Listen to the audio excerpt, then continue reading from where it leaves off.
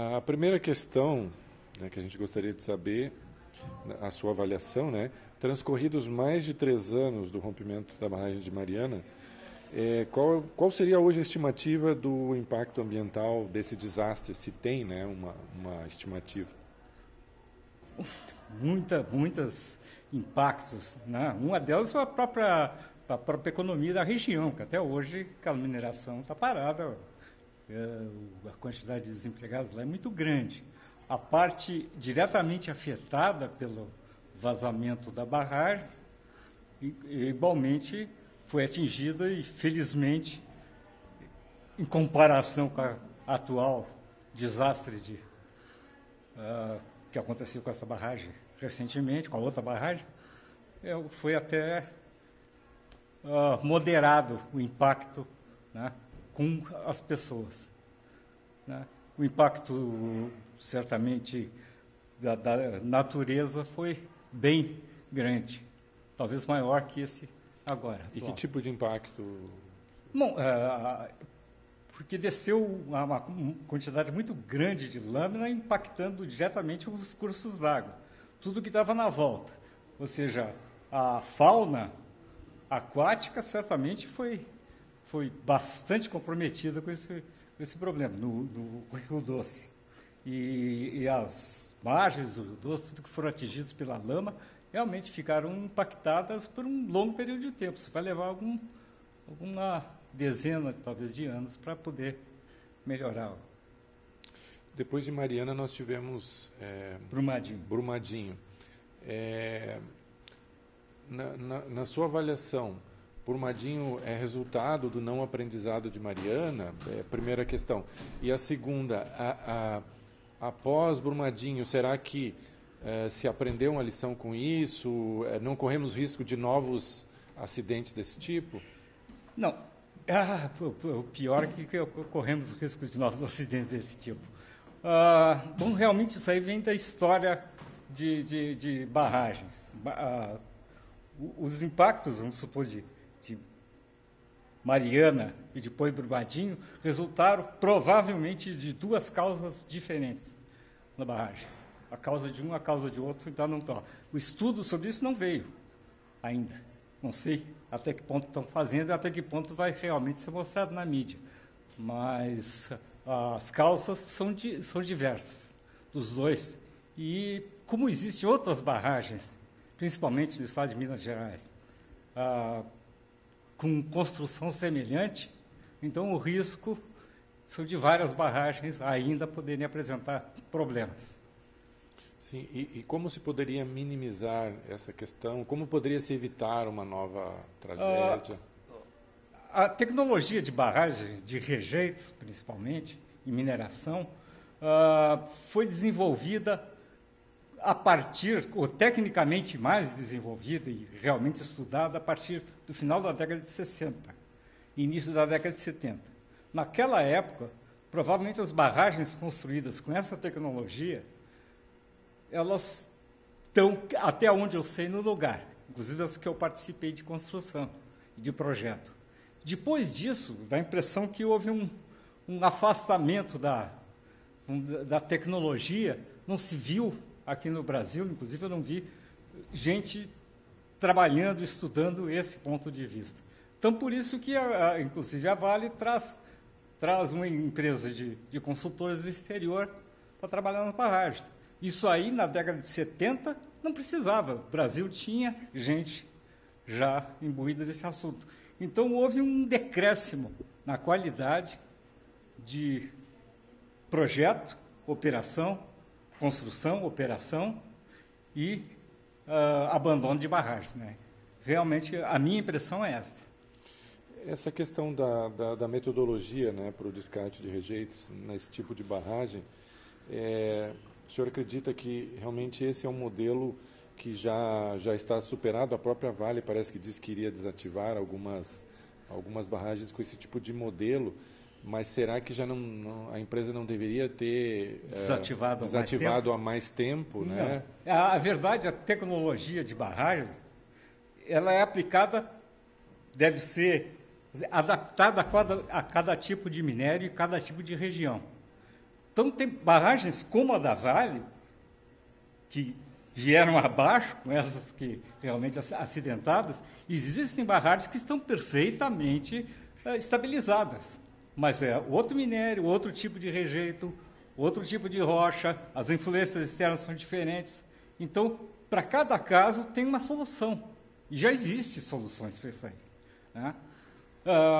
Como eu estou dizendo, me parece que houve um relaxamento, não sei se por parte de empresas, por parte de técnicos, mas a verdade é que se abandonou muitas das técnicas que se usavam antes para avaliar. Qual é o mal hoje? Uma barragem que recebe um laudo que está em ótimas condições e um mês depois ela vem abaixo. Então, vamos supor, o protocolo de avaliação dessas barragens está errado. Ninguém pode olhar o negócio e dizer que está perfeito e um mês depois ir abaixo. Sim.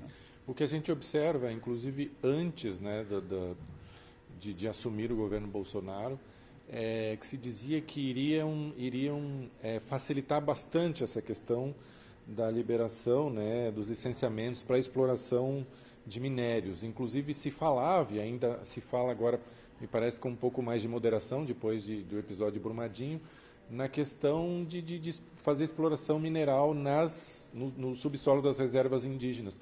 Como é que o senhor vê essa questão, pelo menos em termos de discurso, né, de que vai liberar de uma forma mais fácil, porque existe muita burocracia? Como é que é a sua avaliação? Não, aí nós estamos falando de dois assuntos ligados ao mesmo tempo, que é a mineração. Né? Um é a barragem, que é vamos supor, uma instalação de grande parte das minerações e que está dando problema. Né? O governo pode até ter dito que fez alguma coisa, que vai aumentar a fiscalização, mas não tem fiscais. O que se vê é que pouca gente tem a competência para fazer esse serviço. Então, para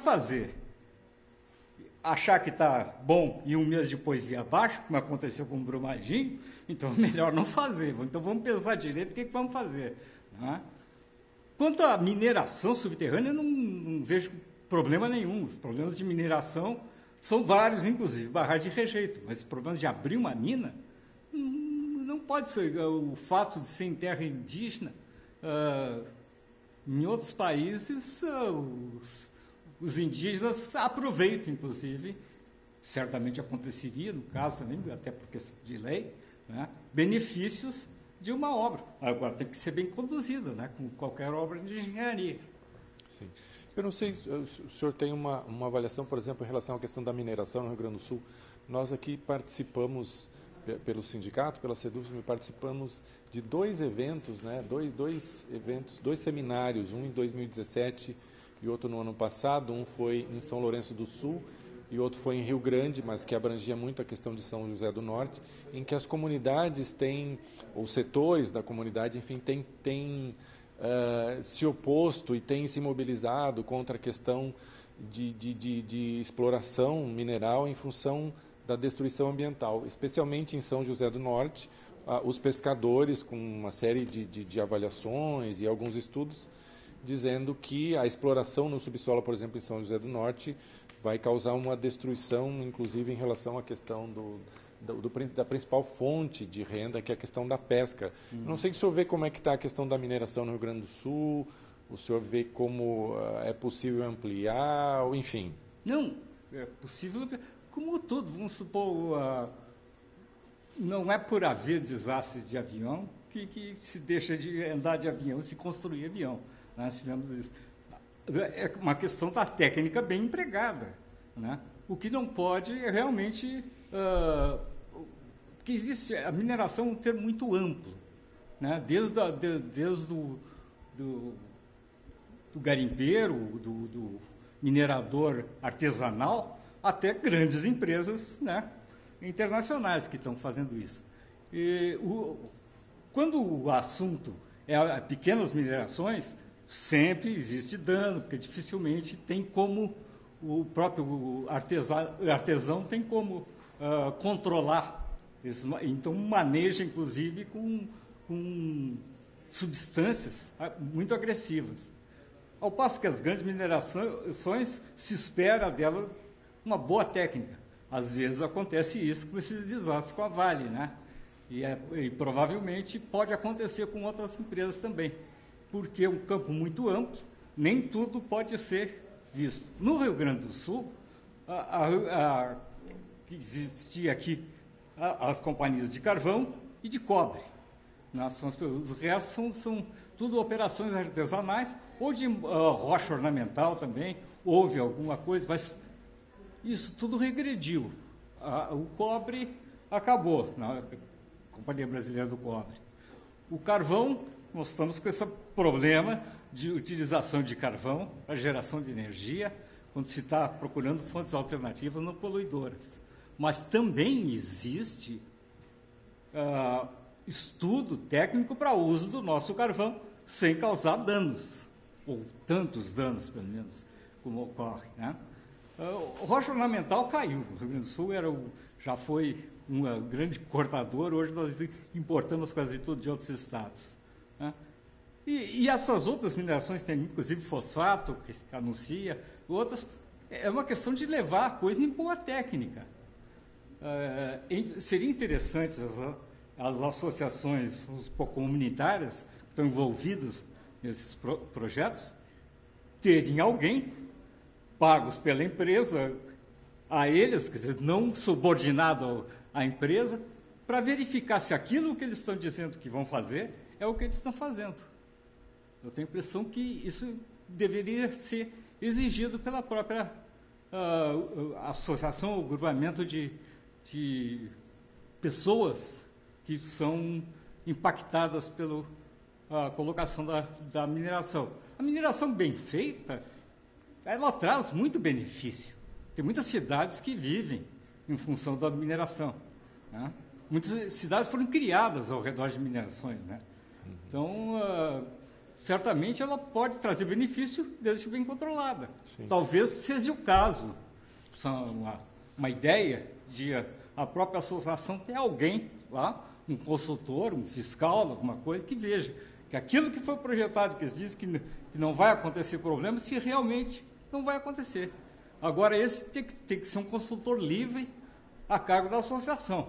Se a associação achar que ele não está bom, ela troca, né? Não pode ser um funcionário da empresa. Certo.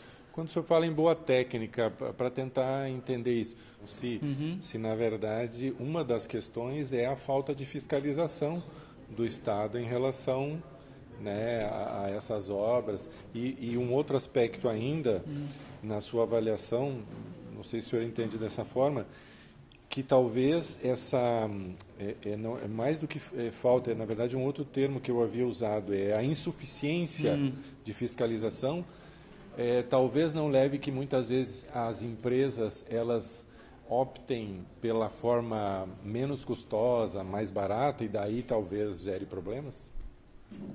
É evidente. As duas perguntas tu estava certo. Falta fiscalização, a Agência Nacional de Mineração não tem fiscais, principalmente aptos a esse serviço. Saiu um amontoado de normas que eles colocaram depois de Mariana, do desastre de Mariana, que não influi muita coisa, tem que fazer assim, tem que fazer assim, mas não me pareceu muito técnico esse trabalho da própria Agência Nacional. Então, isso é a instrução que dá para os fiscais dela, né? Por outro lado, as empresas, evidentemente, se pode fazer uma coisa... E por isso, quando eles dizem, nós fizemos de acordo com a lei, fizeram de acordo com a lei que está insuficiente. Quer dizer, se você cumprindo a lei, você não vai garantir que aquela sua barragem vai estourar. Então, se por um lado eles dizem que cumpriram a lei, então a lei não é suficiente, não está sendo adequada a esse tipo de trabalho.